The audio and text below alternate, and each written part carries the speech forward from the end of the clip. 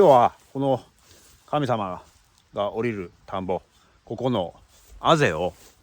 今ね、こういうふうにもともとあったあぜをこう三角にちょっと作り直します。あぜ塗り機でねバーっといけばおそらくあぜ自体はできると思うんやけど、こっち側もともとあるあぜを壊すっていうかね、土が足りなくなるかもわからんので、こっちのあぜをこっちにユンボで、土をやってね、であぜを壊して、でこっち側にこうあぜを作ろうかなと思います。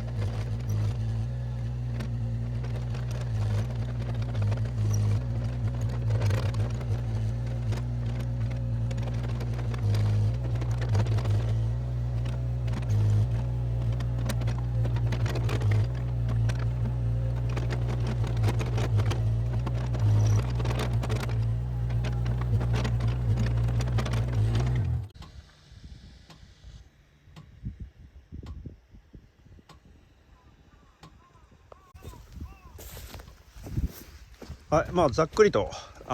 形作ってあぜを作ったんやけど、まあどっちみちまたね田植え前にあぜ塗りで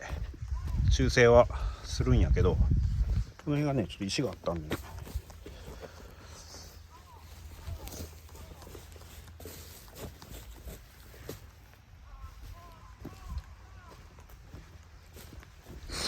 はい、神様今年は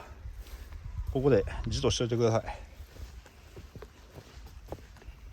もうぶつけることはないと思いますんでよろしくお願いします。ここちょっとまあまあ広かったな。まあ草刈りウィークモアでパパッと刈れば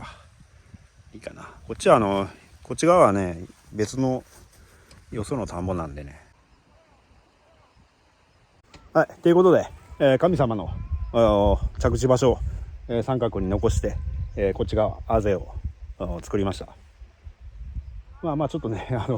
仕上がりはいまいちやけど、この田んぼの作業が、これでだいぶ仕事がはかどりますね。ここだけでね中トラクター通ったり田植え機通ったりしてる時考えたらね、作業時間がやっぱ30分から1時間変わってきます。はい、もうこれスーッといけるんでね。はい、ということで、神様の意志、手直し終わりました。ありがとうございました。